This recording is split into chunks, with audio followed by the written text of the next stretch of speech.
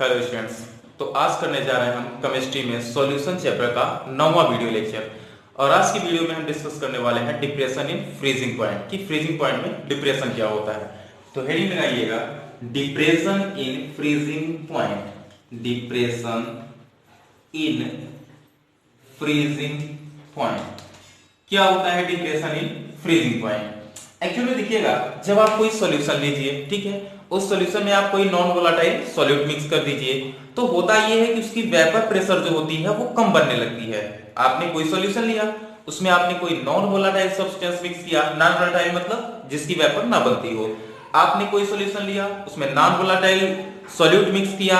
Solute mix करने के बाद क्या होगा कि जो उसकी वेपर होती है वो वेपर उसकी कम बनेगी। अब जब वेपर कम बनती है तो उस केस में दो चीजें होती हैं, एक तो उसका बॉइलिंग पॉइंट बढ़ जाता है और दूसरा उसका फ्रीजिंग पॉइंट कम हो जाता है, यानी घट जाता है।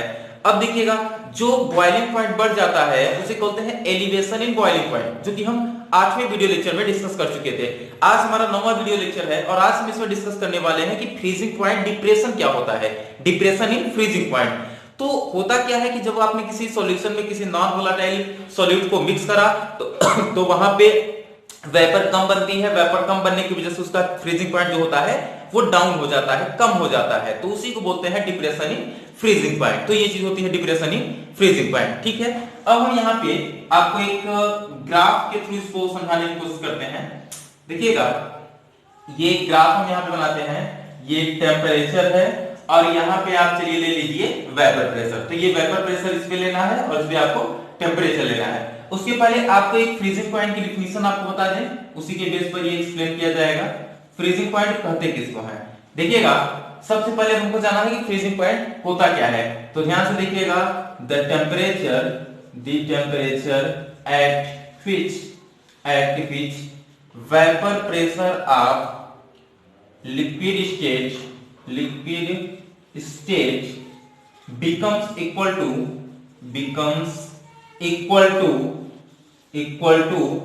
vapor pressure of solid state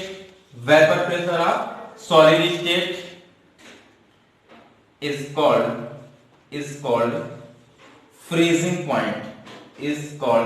freezing point of that substance, ठीक है। देखिएगा, the temperature at which vapour pressure of liquid state becomes equal to vapour pressure of solid state is called freezing point of that substance. यानी यहां पे कहा यह जा रहा है कि कोई आप एक सब्सटेंस लीजिए, उसको लिक्विड स्टेट में पहले ले लीजिए और देखिए कि उसकी वेपर जो है वो बनती रहेगी। फिर आप उसको एक बार सॉलिड स्टेट में लीजिए, फिर भी उसकी वेपर बनेगी। अब आपको वो टेम्परेचर चूज करना है जिसपे कि सॉलिड और लिक्विड दोनों की वेपर एक जैसी बन रही हो, एक बराबर बन रही हो। ध्यान सुनिएगा, आप किसी सब्सटेंस को लिक्विड स्टेट में भी लीजिए, सॉलिड स्टेट में भी लीजिए, अगर किसी एक टेम्परेचर पे लिक्विड स्टेट और सॉलिड स्टेट दोनों पर वेपर इक्वल बन रही हो तो आप कह सकते हैं, अगर दोनों पर वेपर इक्वल आएगी तो आप बोल सकते हैं वो चीज क्या होती है, उसकी फ्रीजिंग पॉइंट होती है। यानी the temperature at which vapour pressure of liquid state, वो टेम्परेचर जिसपे कि लिक्विड का वेपर प्रेशर बिकम्स इक्वल, बराबर हो जाता है vapour pressure of solid state, उसके सॉलिड स्टेट के बराबर वेपर प्रेशर के हो जाता है, is called freezing point of that substance. उसे सब्सटेंस का क्या बोलते हैं? Freezing point. ध्यान आपको रखना है कि यहाँ पे आपको सेम टाइप का सब्सटेंस यूज करना है, मतलब एक ही सब्सटेंस को आपको सॉलिड में भी लेना है और लिक्विड में भी। ऐसा नहीं कि लिक्विड में कुछ और ले लिया, सॉलिड में कुछ और ले लिया, तो उसको फ्रीजिंग पॉइंट नहीं बोलते। फ्रीजिंग पॉइंट का मतलब आप एक ही सब्सटेंस को सॉलिड में भी लीजिए, लिक्विड में भी लीजिए, जब किसी एक टेम्परेचर पे जब दोनों की वेपर इक्वल हो जाएगी, वेपर प्रेशर इक्वल हो जाएगा, तो आप कहोगे कि वो टेम्परेचर क्या होगा, उसका फ्रीजिंग पॉइंट होगा, ठीक है। तो देखिएगा, यहाँ पे एक काम करते हैं, ये डिफिनीशन तो हो गई क्लियर। अब यहाँ पे वेपर प्रेशर और टेम्परेचर के बीच का अगर हम आपसे ग्राफ ड्रॉ करने के लिए कहें तो ग्राफ कुछ इसका इस तरीके से होता है। यहाँ पे टेम्परेचर आप बढ़ाओगे तो वेपर भी बढ़ जाएगी, ठीक है। हम लेने को यहाँ से भी ले सकते थे, लेकिन हमें एक चीज और एक्सप्लेन करनी है, इसलिए देख रही, मतलब चाहे आप यहाँ से ग्राफ ड्रॉ करो, जस्ट 1 मिनट। देखिए, अब चाहे आप ग्राफ यहां से पूरा ड्रॉ करते और चाहे यहां से बना लीजिए, वो तो सेम ही चीज हुई, ठीक है। अब यहां पर देखिए, अगर आपने टेम्परेचर बढ़ाया तो वेपर भी बढ़ेगी, टेम्परेचर बढ़ाया तो वेपर बढ़ेगी, फिर टेम्परेचर बढ़ाया तो वेपर भी बढ़ेगी। होता क्या है कि जब इसमें आपको, अच्छा ये है क्या, पहले ये है आपका प्योर सॉल्वेंट और किस स्टेट में है ये? लिक्विड स्टेट में। प्योर सॉल्वेंट है और आपका किस स्टेट में है ये? लिक्विड स्टेट में। तब के लिए ये ग्राफ है, ठीक है।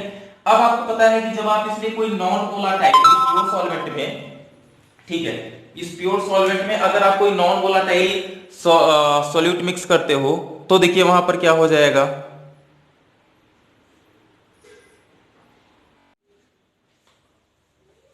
तो उसमें होता क्या है कि फ्रीजिंग पॉइंट उसका घट जाता है। लेकिन उसके पहले टेम्परेचर को आपने जब डाउन किया तो उसका वेपर प्रेशर घटेगा ना, तो वेपर प्रेशर घटेगा यानी ग्राफ आपका कुछ यूं हो जाएगा, ठीक है। ये ग्राफ आपका कुछ इस तरीके से डाउन हो जाएगा क्योंकि यहाँ पे वेपर ज्यादा बन रही है। फिर आपने अगर नॉन वोलाटाइल सॉल्यूट मिक्स कर दिया तो वेपर डाउन चली गई तो उसका ग्राफ नीचे आ जाता है, ठीक है। अब देखिएगा ये तो हो गया प्योर सॉल्वेंट का लिक्विड स्टेट में वेपर प्रेशर। अब अगर आप प्योर जो आपका सॉल्वेंट था उसको लिक्विड स्टेट में ना लेके सॉलिड में लिए होते तो चलिए हम उसका ग्राफ कुछ यूं बना लेते हैं, ठीक है। जब आपने प्योर सॉल्वेंट को लिया था इन सॉलिड स्टेट, ठीक है, ये तब का है जब आपने सॉल्वेंट को किस स्टेट में लिया था?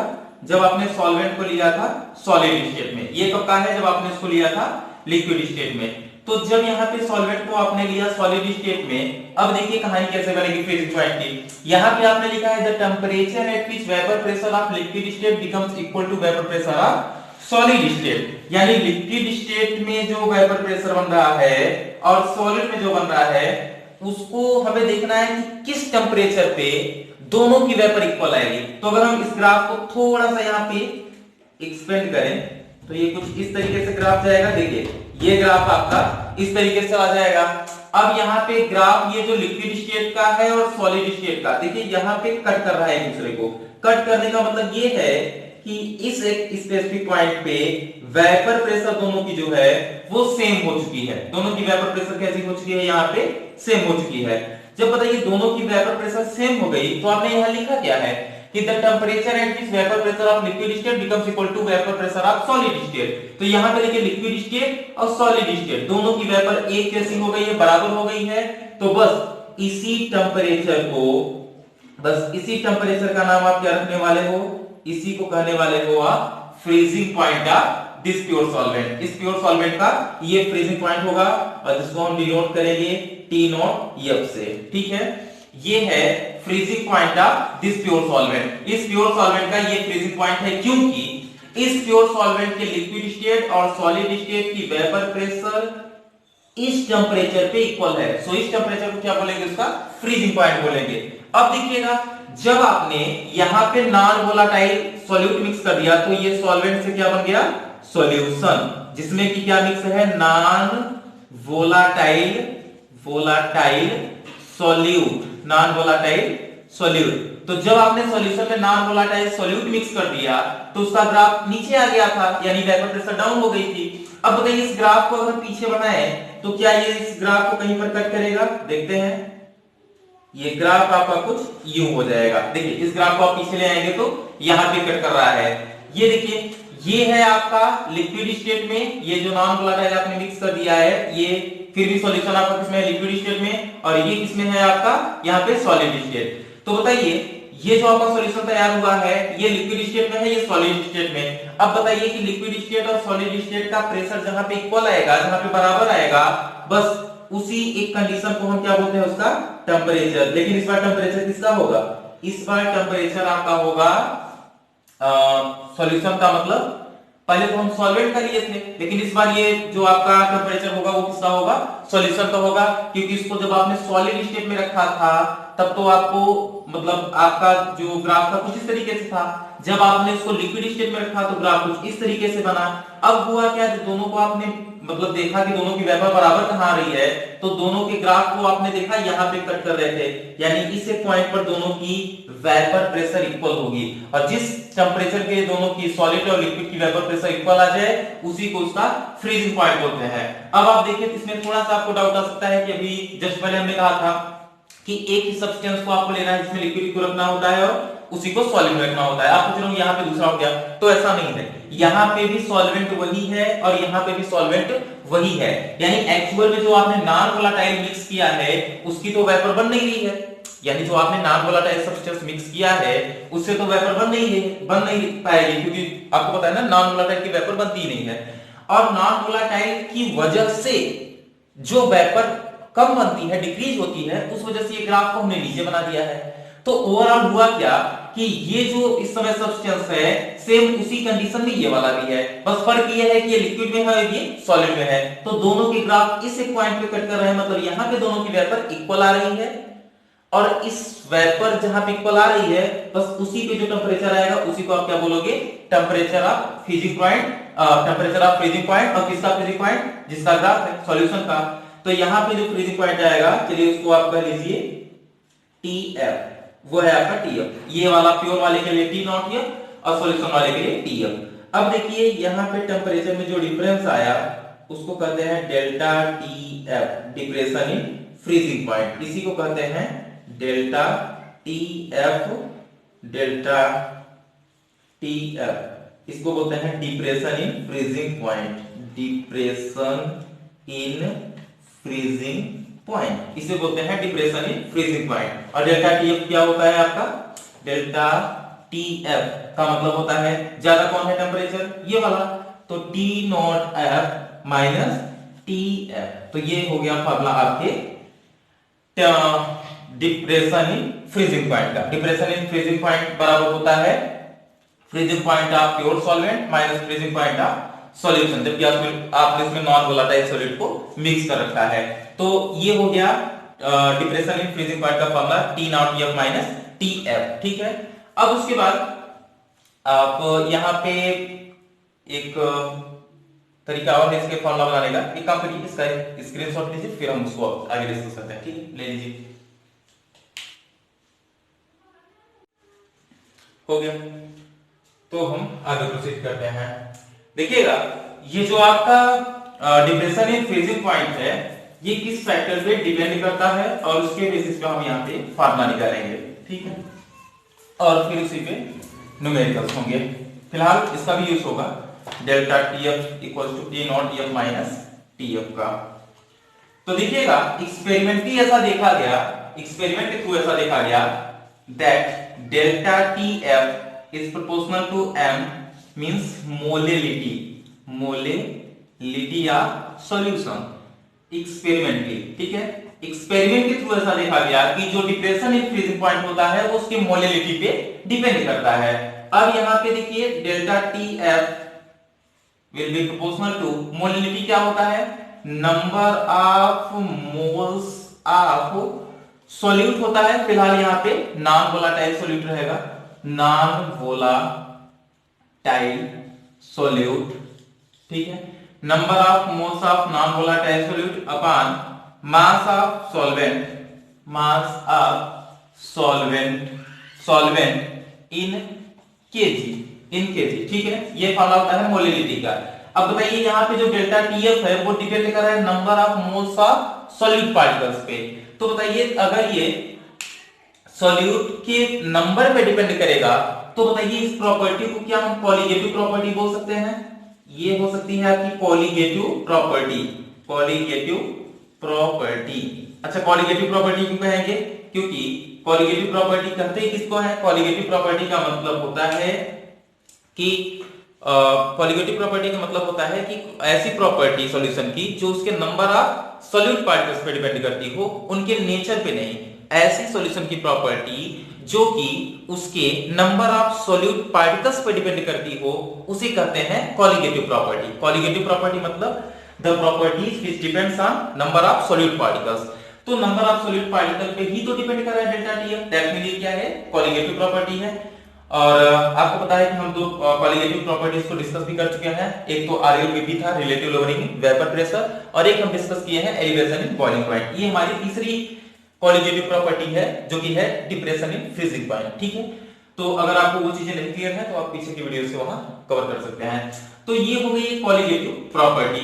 अब उसके बाद देखिए डेल्टा टी एफ को आप लिख सकते हो प्रोपोर्शनल का अगर आप सिंबल हटाओगे तो यहाँ पे इक्वल लाओगे, एक कांस्टेंट लाना पड़ेगा, वो कांस्टेंट आपका के एफ आएगा और ये आपका हो जाएगा एम। ठीक है, तो ये नया फार्मूला हमारे पास आ गया डेल्टा टी एफ का डिप्रेशन इन फ्रीजिंग पॉइंट का के एफ इनटू एम। एम क्या है आपकी molarity of solution and what is के एफ? के एफ है आपका molal depression constant, molal depression constant, या इसको क्रायोस्कोपिक कांस्टेंट भी बोलते हैं। क्रायोस्कोपिक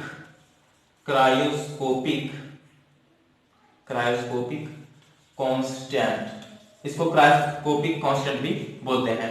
तो आप चाहे मोलर डिप्रेशन कांस्टेंट बोल लीजिए और चाहे इसको कर दीजिए क्रायोस्कोपिक कांस्टेंट। ठीक है, ये होता है आपका के एफ और ये मैक्सिमम केस में इसकी वैल्यू जो होती है आपको वो गिवन रहती है।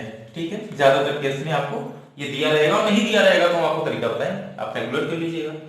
तो यहाँ पे ये क्या है depression in freezing point, depression in freezing point DFP, depression in freezing point. ये क्या है मोलर डिप्रेशन कांस्टेंट। आपको पता है कि जस्ट पहले वाले लेक्चर में जो आप डिस्कस कर रहे थे एलिवेशन इन बॉइलिंग पॉइंट, तो वहां पे यहाँ पे जहाँ के एफ लिखा वहां पे के भी होता था और यहाँ होता था मोलर एलिवेशन कांस्टेंट। तो उसी तरीके से मोलर डिप्रेशन कांस्टेंट है। ठीक है, के एफ से डिनोट करेंगे इसको। तो ये हमारे सामने एक फार्मूला आ गया। ठीक है, अब यहां से देखिए अगर आपसे यूनिट पूछे के एफ की, यूनिट ऑफ के एफ, तो के एफ की यूनिट आप क्या बना सकते हो? के एफ की यूनिट बताइए डेल्टा टी एफ। ये किसमें होता है आपका केल्विन में, टेंपरेचर की बात है, चेंज इन टेंपरेचर हो या फिर टेंपरेचर हो, है तो केल्विन ही। और आपको पता है कि इसका यूनिट क्या होगा मोलिटी का। याद रखिए ये नंबर ऑफ मोल्स, ये मोल में आएगा और ये किसमें आएगा किलोग्राम, मोल अपान केजी। लेकिन यहां पर देखो मोल अपान केजी आएगा, इस तरफ भेजना है तो उल्टा हो जाएगा। ये है मोल अपान केजी, मतलब इधर आ जाएगा केजी अपान मोल, तो केजी अपान मोल। तो फार्मूला क्या बन गया, सॉरी यहाँ पे यूनिट क्या बन गई इसकी केल्विन किलोग्राम पर मोल, केल्विन किलोग्राम पर मोल। किसकी यूनिट है मोलल डिप्रेशन कांस्टेंट की या क्रायोस्कोपिक कांस्टेंट की। ठीक है, केएफ की डिफिनेशन हो गई ये। अच्छा केएफ को अगर आपको डिफाइन करना हो तो आप कैसे डिफाइन कर सकते हो केएफ? अगर आपको डिफिनेशन बनानी हो केएफ की तो एक काम कीजिए स्क्रीनशॉट लीजिए तब लिखते हैं, नहीं तो स्पेस थोड़ा कम है, ले लीजिए स्क्रीनशॉट फिर डिफाइन करते हैं व्हाट इज केएफ। हो गया तो ठीक है, अब आगे प्रोसीड करते हैं। अब हम डिफाइन कर लेते हैं केएफ को, क्योंकि बोर्ड एग्जाम में पूछा जा सकता है ये क्वेश्चन, बोर्ड एग्जाम के पॉइंट ऑफ व्यू से ये इंपॉर्टेंट है आपका। व्हाट इज केएफ, आपको डिफाइन करना है कि केएफ क्या है। तो देखिएगा केएफ बहुत ही आसानी से आप डिफाइन कर सकते हो। आपने भी देखा डेल्टा टी एफ का फार्मूला होता है के एफ इनटू एम। आप बताओ कि व्हेन m इक्वल टू 1, अगर m को आप 1 रख लो तो आपको पता है delta T F will be equal to KF. जो डिप्रेशन इन फ्रीजिंग पॉइंट है वही क्या होगा आपका मोलर डिप्रेशन कांस्टेंट। तो डिफाइन कैसे करोगे, आप लिखोगे फैन, अच्छा तो m इक्वल टू 1 कब आएगा, मोलिलिटी 1 कब आएगी, देखिए कब आएगी, fan 1 mole of solute, 1 mole of non volatile solute, non volatile solute is dissolved in 1 kg of solvent, 1 kg of solvent। देखिएगा अगर 1 mole of non volatile solute को 1 kg सॉल्वेंट में डिसॉल्व करते हो तब जाके सॉल्यूशन की मोलिलिटी कितनी बनती है, 1 बनती है। तो इसीलिए हमने लिखा when 1 mole of non volatile solute is dissolved in 1 kg of solvent, then the depression in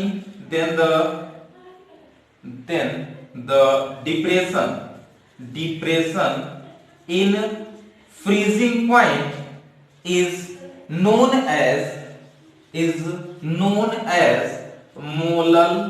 molar depression constant।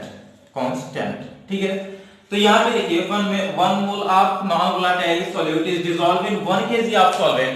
अगर 1 मोल नॉन वोलेटाइल सॉल्यूट को आपने 1 kg सॉल्वेंट में डिसॉल्व कर दिया, then the depression in freezing point is known as molar depression constant। तो उसको बोलते हैं molar elevation constant। molar elevation constant निकालने का मतलब जैसे आपने मान लीजिए कि 1 kg जल लिया, हाँ ठीक है, 1 किलोग्राम आपने वाटर ले लिया, अब 1 किलोग्राम वाटर में आपने मिक्स कर दिया नॉन वोलेटाइल है जैसे आपने यूरिया, ठीक है, आपने लिया 1 किलोग्राम वाटर लिया, उसमें आपने 1 मोल यूरिया को डिसॉल्व कर दिया।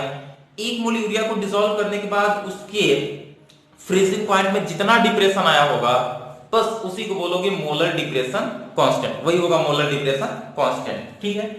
तो ये इस तरीके से आप डिफाइन कर सकते हो किसको, केएफ के, ये डिफिनेशन किसकी है, केएफ की। इस तरीके से आप कह सकते हो डिप्रेशन कांस्टेंट और इसको क्या बोलते हो, केएफ। इस तरीके से आप डिफाइन करते हो किसको, केएफ को।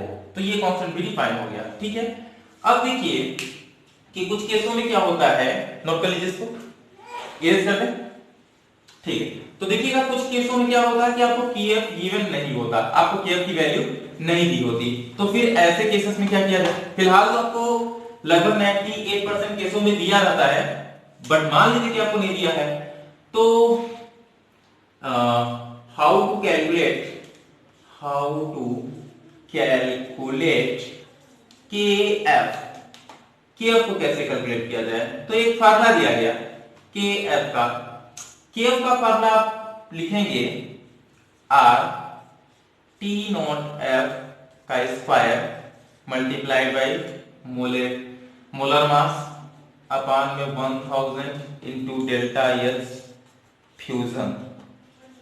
अब देखिए इनमें कौन सी चीज क्या होती है, केएफ को ऐसे ही आप कैलकुलेट कर सकते हो, R T naught F square multiplied by molar mass upon में 1000 इंटू डेल्टा एच फ्यूजन। देखिए आर क्या है, आर है आपका यूनिवर्सल गैस कांस्टेंट, ये होता है यूनिवर्सल गैस कांस्टेंट जिसकी वैल्यू आपको पता है 8.314 जूल पर मोल केल्विन, जूल पर मोल केल्विन, और 2 कैलोरी पर मोल केल्विन। तो इसमें 2 वैल्यूज होती हैं, आप ये भी यूज कर सकते हैं, ये भी कर सकते हैं, डिपेंड करता है कि आपको ये डेल्टा एच किस में दिया होता है। अगर जूल में दिया है तो आप ये यूज करिए, और कैलोरी दिया है तो आप ये यूज करिए। फिर उसके बाद है टी नॉट एफ, ये क्या है, vapour pressure of pure solvent, vapour pressure of pure solvent किस में लेना होता है आपको, केल्विन, ठीक है, ऑलवेज केल्विन में लेना होगा आपको। तो vapour pressure of pure solvent जो कि किस में लेना है आपको, केल्विन में लेना है। यह क्या है, मोलर मास किसका, सॉल्वेंट का, मोलर मास का सॉल्वेंट। उसके बाद डेल्टा एच फ्यूजन क्या है, डेल्टा एच फ्यूजन का मतलब होता है एंथैल्पी, एंथैल्पी को आपको पता है हीट की बोलते हैं, हीट को एंथैल्पी होता है। Enthalpy of fusion, enthalpy of fusion का मतलब देखिए क्या होता है, अगर आपने एक मोल किसी सब्सटेंस का लिया, उसको सॉलिड से आपने कन्वर्ट कर दिया किसमें, लिक्विड स्टेट में, सॉलिड से कन्वर्ट कर दिया आपने लिक्विड में, या लिक्विड से कन्वर्ट कर दिया किसमें, सॉलिड में। अगर आपने 1 मोल सब्सटेंस को लिया, 1 मोल सब्सटेंस को लिया, उसको सॉलिड से लिक्विड में कन्वर्ट कर दिया, या लिक्विड से सॉलिड में कन्वर्ट कर दिया, तो जितनी एनर्जी की जरूरत पड़ी आपको, जितनी हीट की रिक्वायरमेंट हुई, उसी को बोलते हैं enthalpy of fusion. Enthalpy of fusion मतलब होता है यहां पे amount of heat required to change 1 mole of substance from solid state to liquid or liquid state to solid state। मतलब अमाउंट ऑफ हीट जो भी आपको लगती है सॉलिड से लिक्विड में कन्वर्ट करने के लिए, लिक्विड से सॉलिड में कन्वर्ट करने के लिए 1 मोल सब्सटेंस को, उसको बोलते हैं आप डेल्टा एच फ्यूजन, ठीक है। तो वो होता है आपका delta H, enthalpy of fusion. अच्छा होता क्या है कि कुछ केसों में आपको ये डेल्टा एच फ्यूजन ना देके आपको लेटेंट हीट ऑफ फ्यूजन दिया होता है, लेटेंट हीट ऑफ फ्यूजन के फॉर्म में दिया होता है। अब आपको लेटेंट हीट ऑफ फ्यूजन थोड़ा सा बता दें क्या होती है। लेटेंट हीट ऑफ फ्यूजन क्या होती है, जहां पे ये 1 मोल लिखा है ना, बस उसी को 1 ग्राम कर दो। 1 ग्राम सब्सटेंस को, किसी भी सब्सटेंस को 1 ग्राम को अगर आप सॉलिड टू लिक्विड कन्वर्ट कर रहे हैं, सॉलिड से लिक्विड में और या फिर लिक्विड से सॉलिड में, तो जितनी हीट रिक्वायर्ड होगी उसको बोलोगे उसकी latent heat of fusion. Latent heat of fusion का मतलब होता है amount of heat required to change 1 gram of solvent from solid to liquid और लिक्विड टू सॉलिड, ठीक है। सॉलिड से लिक्विड या लिक्विड से सॉलिड बनाने के लिए 1 ग्राम सब्सटेंस को जितनी हीट की रिक्वायरमेंट होती है उसको बोलते हैं लेटेंट हीट ऑफ फ्यूजन। ठीक है। अब इसको और इसको रिलेट करने का तरीका, डेल्टा एस फ्यूजन और यल फ्यूजन को रिलेट करने का तरीका यहां हम लिख देते हैं। देखिए ये फॉर्मूला होता है आपका delta H fusion, delta H fusion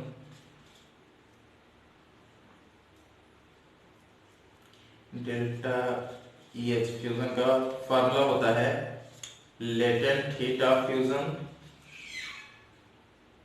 latent heat of fusion multiplied by molar mass.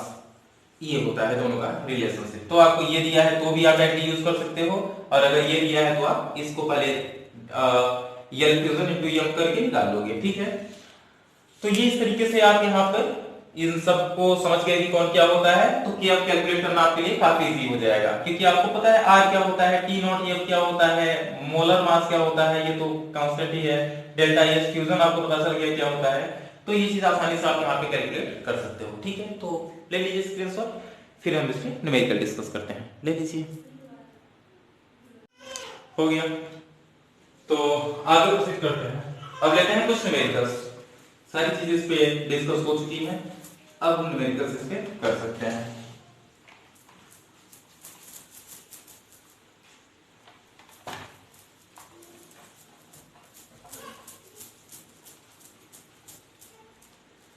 देखिएगा, अब एक न्यूमेरिकल लेते हैं। न्यूमेरिकल क्या रहेगा?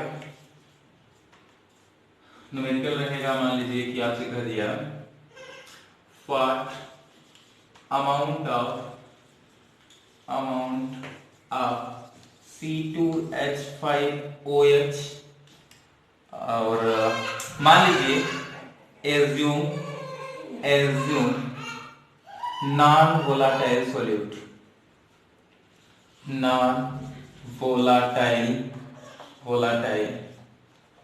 एज्यूम नॉन वोलाटाइल, ठीक है। व्हाट अमाउंट ऑफ C2H5OH, देखिए यहाँ पे एज्यूम क्यों करना पड़ा? एज्यूम इसलिए करना पड़ा क्योंकि आपको पता है कि यहाँ पे जो C2H5OH है ये आपका वोलाटाइल होता है, बट एक्चुअल में इस न्यूमेरिकल में क्या किया गया कि आपको बता दिया गया कि ये आप मान लीजिए कि कैसा है, नॉन वोलाटाइल है। तो what amount of C2H5OH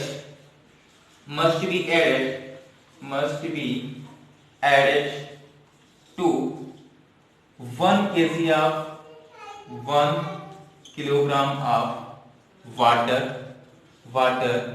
so that it freezes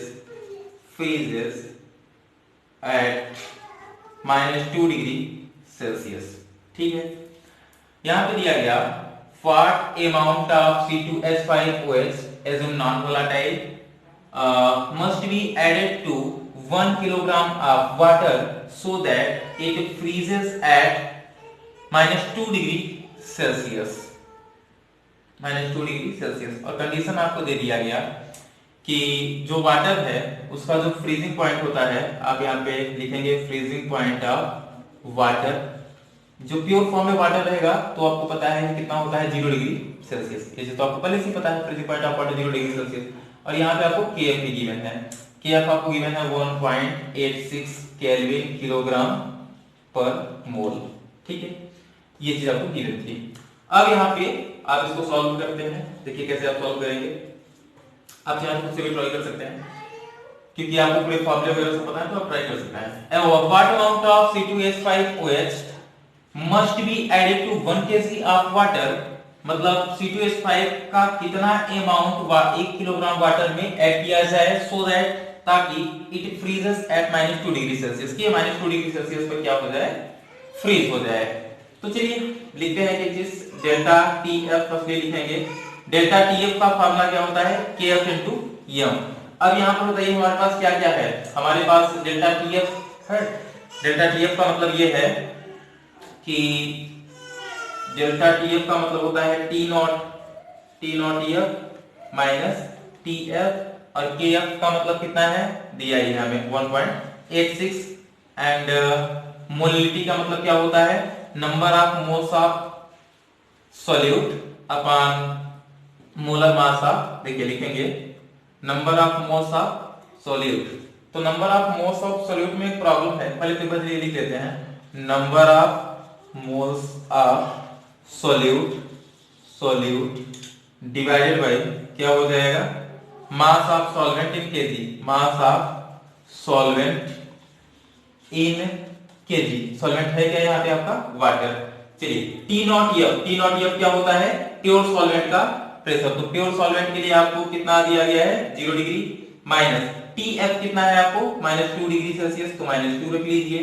फिर ये बताइए 1.86 इंटू, ये बताइए number of moles of solute कितना हो जाएगा। Number of moles of solute आपको पता है कि कैसे निकाला जाता है, मास अपॉन मोलर मास। तो बताइए मास कितना दिया है, मास खुद ही पूछा है, व्हाट अमाउंट ऑफ C2H5। तो मान लीजिए कि मास उसका कितना है, x है। अब उसके बाद होता है, देखिए किसी का भी नंबर ऑफ मोल्स निकालना हो, आपको सॉल्यूट के नंबर ऑफ मोल्स चाहिए, तो नंबर ऑफ मोल्स निकालने का फार्मूला होता है mass upon molar mass, mass upon molar मास। तो मास नहीं पता, हमने x से एज्यूम कर लिया और मोलर मास निकाल लेते हैं C2H5OH का।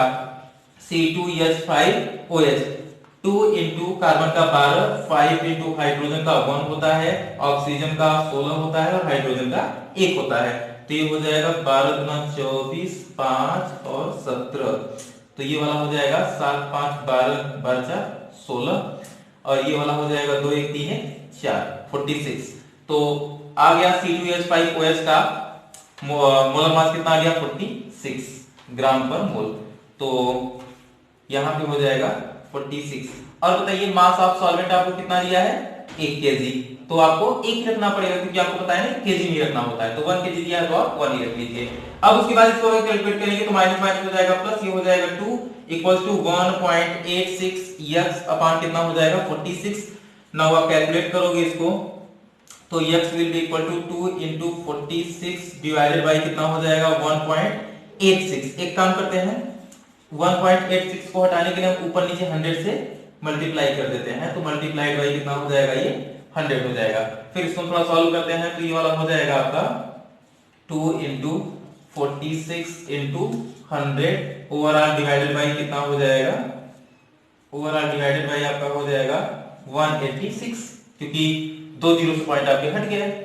अब देखिए इसको कैलकुलेट करना है तो आप इसको कैलकुलेट कैसे कर सकते हो, अगर आप इसको 2 से डिवाइड करो तो 2 9 18 2 3 93, ये 46 है और ये 93 है। तो ये आपका यहां पे हो जाएगा 4600 डिवाइडेड बाय 93। तो 4600 को 93 से डिवाइड करेंगे तो ये अप्रॉक्स आपका आएगा 50 ग्राम। ठीक है, ये कैलकुलेट करके आप चेक कर लीजिएगा, कैलकुलेशन में टाइम वेस्ट नहीं कर सकते। तो ये आपका आएगा अप्रॉक्स कितना 50 ग्राम। तो देखिए एक बार फिर से यहां पे दिया था what amount of C2H5OH assumed non volatile must be added to 1 kg of water so that it freezes at -2 degree Celsius.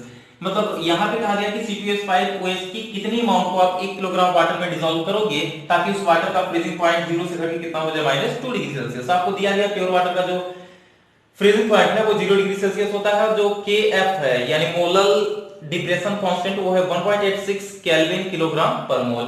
फिर आपने यहाँ पे delta TF equal to use किया KF into M जो कि आप पीछे डिस्कस कर चुके हैं। डेल्टा TF का फॉर्मूला होता है T naught F minus TF। T naught F pure solvent यानी वाटर का है जो 0 है। उसके बाद ये TF क्या है आपका, ये TF होता है जो आपका डिप्रेशन होता है। ठीक है, तो फ्रीजिंग पॉइंट में जो डिप्रेशन आना है वो कितने पर जाना है -2 डिग्री सेल्सियस पे, तो यहाँ आपने -2 रख दिया। फिर यहाँ पर आप देखिए 1.86 आ गया और ये नंबर ऑफ EM का फार्मूला है मोलिनिटी का, number of moles of solute upon mass of solvent in KG. तो यहाँ पे देखिए मोल्स ऑफ सॉल्यूट तो हमको पता नहीं है, तो मोल्स निकालने का तरीका होता है mass upon its molar mass. Mass को हमने x से गिवन किया, मोलर मास हमने कैलकुलेट किया 46। फिर molar mass mass of solvent कितना आपको दिया है यहाँ पे 1 kg, हमने 1 दिया एज इट इज। फिर उसके बाद x कैलकुलेट करना था, यहाँ पे आप आसानी से क्या करेंगे x को इधर और ये 2 into कितना 46 हो जाएगा डिवाइडेड बाय 1.86। पॉइंट को हटाने के लिए आपने ऊपर नीचे 100 से मल्टीप्लाई किया और ओवरऑल कैलकुलेट करके आपको मिला 50 ग्राम। अच्छा ये मत सोचिएगा कि यहाँ पे किलोग्राम है तो आंसर हमारा ग्राम में क्यों आएगा, क्योंकि यहाँ पे आपने किलोग्राम में भले ही यूज किया है तो ये मास ऑफ सॉल्वेंट आपको केजी में लेना ही होता है, बट ओवरऑल आप कैलकुलेट करके जो आप यहाँ पे यूनिट निकालोगे वो आपकी ग्राम में आएगी। ठीक है, तो कैलकुलेट कर लीजिए, उसके बाद हम एक और कर लेते हैं इस पे। ठीक है, कर लीजिए इसको, हो गया।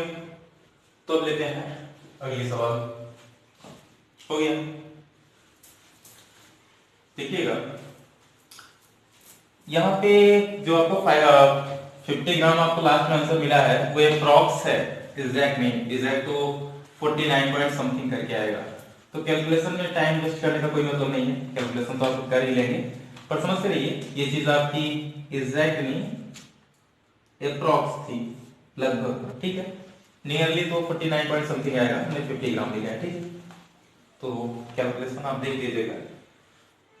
हम लेते हैं इंग्लिश वाला। देखिएगा अगला क्वेश्चन है कि 5% ऑफ कैन शुगर क्या होता है, C12H22O11 has a freezing point of 271 Kelvin, 271 Kelvin.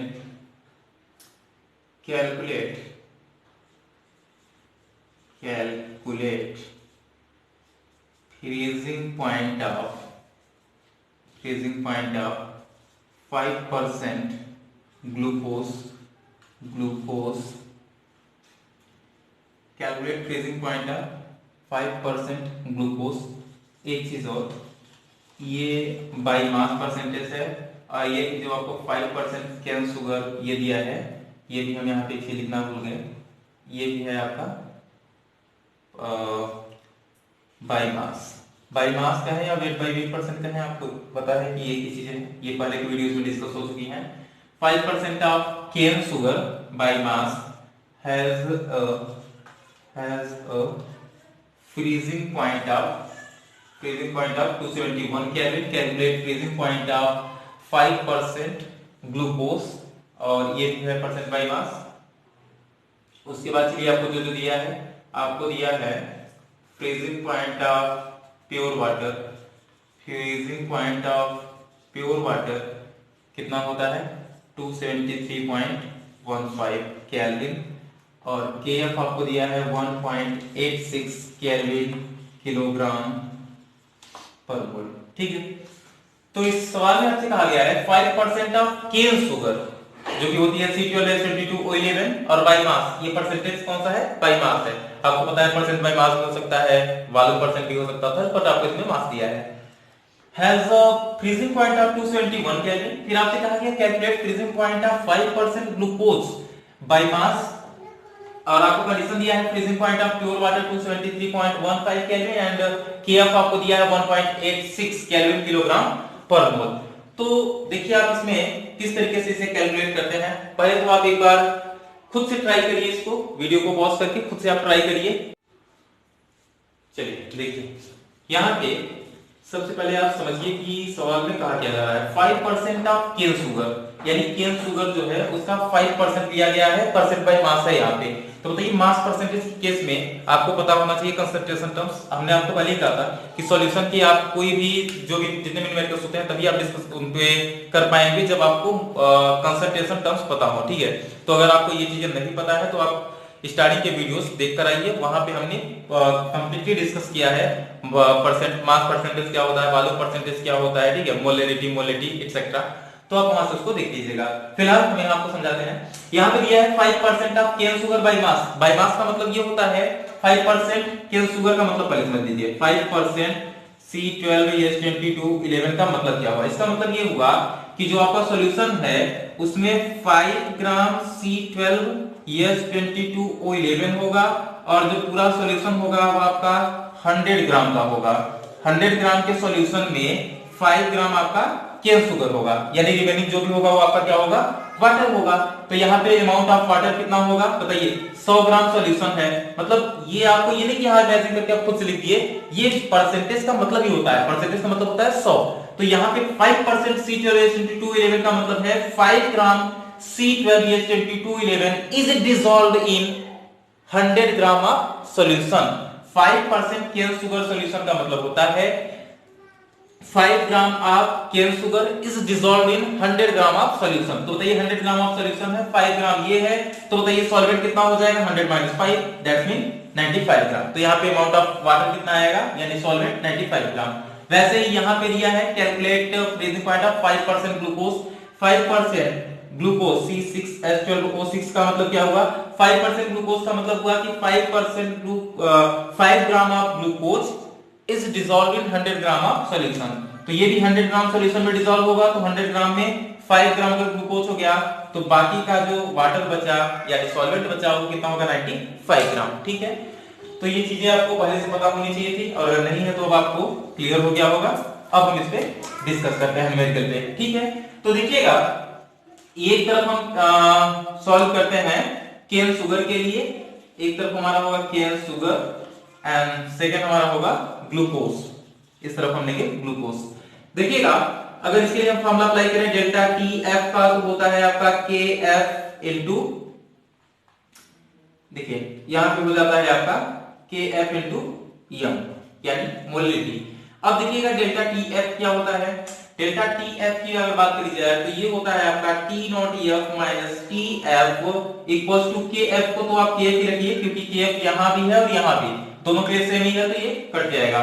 के एफ इंटू मोलिटी। मोलिटी क्या होता है? मोलिटी का मतलब होता है number of moles of solute divided by mass of solvent in KG. ठीक है, तो मोल्स ऑफ सॉल्यूट कैसे निकालोगे? इसमें देखिए मोल्स ऑफ सॉल्यूट किसके लिए हम देख रहे हैं? केन शुगर के लिए। तो केन शुगर के लिए बताइए कि number of moles of solute कितने हैं? सॉल्यूट तो यही है केन शुगर ही, क्योंकि वाटर में इसको डिसॉल्व किया गया है, बट इस सॉल्यूट की मोल्स नहीं पता हमको। मोल्स निकालने का तरीका बताइए, यहाँ पे सॉल्यूशन में कितना अमाउंट है इसका केन शुगर का? 5% मतलब 5 ग्राम। अभी आपको जस्ट बताया हम 5 ग्राम, इसका मतलब है मोल्स निकालने का तरीका होता है मास अपॉन मोलर मास। तो मास है 5 ग्राम, अब मोलर मास केन शुगर का आपको पता है कितना होता है? 342। अगर आपको नहीं पता है तो आप निकाल सकते हैं, जस्ट पीछे के न्यूमेरिकल्स में हम आपको निकाल के भी दिखाया, तरीका भी आपको पता है तो कैलकुलेट कर सकते हो। तो मास आप यहाँ पे देखिए 5 ग्राम है और मोलर मास है 342। उसके बाद देखिए यहाँ पे, अब यहाँ पे बचा क्या?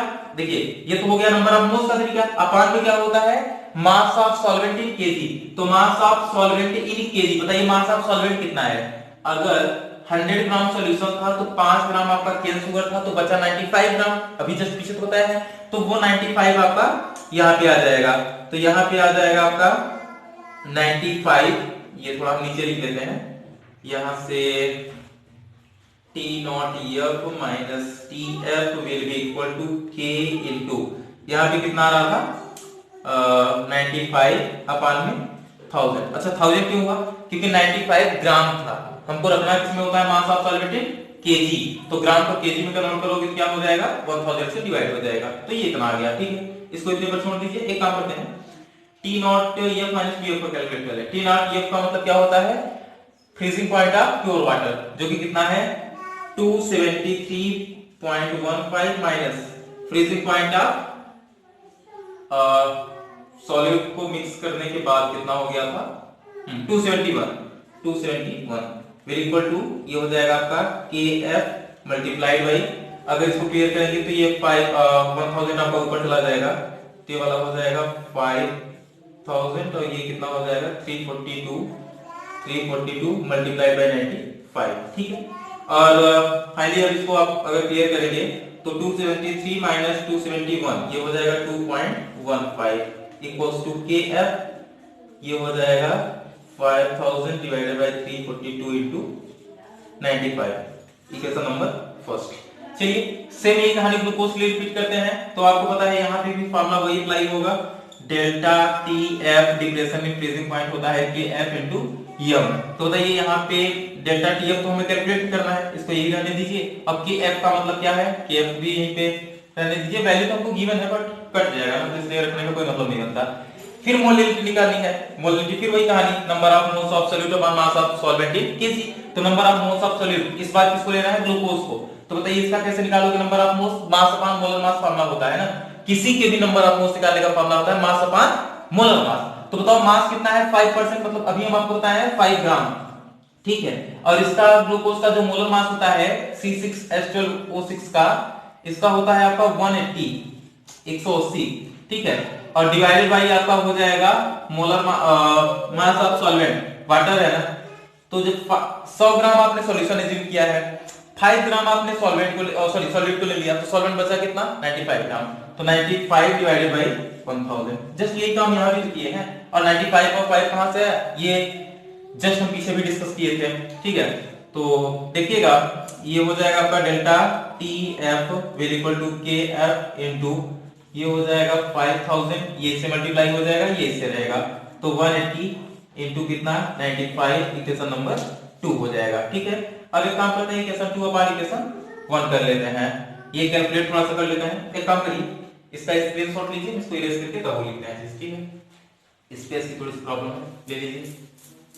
हमें फाइनली बताना क्या है, कैलकुलेट फ्रीजिंग पॉइंट ऑफ, अच्छा ग्लूकोज का बताना है हमें, ग्लूकोज का हमें बताना है फ्रीजिंग पॉइंट, ठीक है। नोट कर लीजिए, फिर हम इसको सॉल्व करते हैं। देखिए यहाँ पे हम कर रहे हैं इक्वेशन 2 अपान 1 कर लीजिए, इक्वेशन 2 अपान इक्वेशन 1, तो बताइए क्या हो जाएगा, delta T F will B divided by कितना हो जाएगा 2.15 इक्वल टू इस पूरे के अपान में ये पूरा आ जाएगा, तो बताइए केएफ से केएफ कट गया, 5000 से 5000 चला गया, ठीक है। मतलब इसके अपान में ये वाला आने वाला है, या एक बार आपको हम लिख के दिखा दें, के F into 5000 upon 180 multiplied by 95 overall divided by के एफ इंटू ये चीज पूरा 5000 हो जाएगा, ये 342 इंटू कितना 95 ये पूरा कट गया, तो डेल्टा टी एफ आपका बना कितना बना 2.15 मल्टीप्लाइड बाई ये 342 आपका ऊपर चला जाएगा, ये कटा नहीं है, 342 है, 342 आपका ऊपर आ गया और ये 180 आपका आ जाएगा नीचे, तो 180 हो जाएगा, ठीक है। ओवरऑल कैलकुलेट पूरा करेंगे आप तो आपका आ जाएगा, देखिए ये कैलकुलेशन अगर आप करेंगे थोड़ा टाइम लगेगा, एक काम करिए कैलकुलेट कर लीजिएगा। एक्चुअल में जो डेल्टा टीएफ आएगा ये अप्रॉक्स आपका आएगा 4.09 केल्विन के, ये जो आपका डेल्टा टीएफ आएगा यहाँ से आप कैलकुलेट करोगे नियरली ये 4.09 आएगा, कैलकुलेशन आप कर सकते हो क्योंकि कैलकुलेशन में टाइम वेस्ट नहीं किया जा सकता। अब देखिए थोड़ा सा और बच रहा है, एक्चुअल में हमको बताना था freezing point of 5% of glucose, यानी जब आपने वाटर में 5% ग्लूकोज को मिक्स कर दिया था तब आपसे पूछ रहा है फ्रीजिंग पॉइंट कितना हो जाएगा। तो देखिए डेल्टा टीएफ को अगेन आप क्या लिख सकते हो, T naught F minus T F will be equal to 4.09, क्योंकि डेल्टा टीएफ का फॉर्मूला होता है, टी नॉट एफ होता है प्योर वाटर का, तो प्योर वाटर का तो आपको पता है कितना होता है 273.15, और एक काम करिए इसको इधर लेके आइए माइनस 4.09, टीएफ को उधर लेके जाइए, टीएफ क्या है, ये आपका वो फ्रीजिंग पॉइंट है जो कि वहां पे फ्रीजिंग पॉइंट में डिप्रेशन आ गया है, मतलब कम होने के बाद कितना फ्रीजिंग पॉइंट है, तो यहाँ पे टीएफ विल बी कितना हो जाएगा 273.15 में से आपको माइनस करना है 4.09, तो ये आ जाएगा यहाँ पे आपका, यहाँ 15 में से 6 जाएगा तो ये आ जाएगा 9 जाएगा तो ये आ जाएगा 269.06 केल्विन, ठीक है। तो ये आपका आ जाएगा 269.06 केल्विन, ये है आपका freezing point of 5% of glucose, यानी जब आप मान लीजिए कि आपने 100 ग्राम वाटर लिया और उसमें अगर आप 5 ग्राम क्या ले लिए हो, ग्लूकोज को लिए हो, तो उसके फ्रीजिंग पॉइंट में जो डिप्रेशन आ जाएगा वाटर के वो इतना आएगा 269.06 केल्विन का, ठीक है। तो ये इस तरीके से न्यूमेरिकल यहाँ पे आप करते हैं इन फॉर्मूलों का यूज करके। उम्मीद है कि आज का वीडियो आपको समझ में आया होगा, मिलते हैं आपसे अगले वीडियो लेक्चर में, थैंक यू।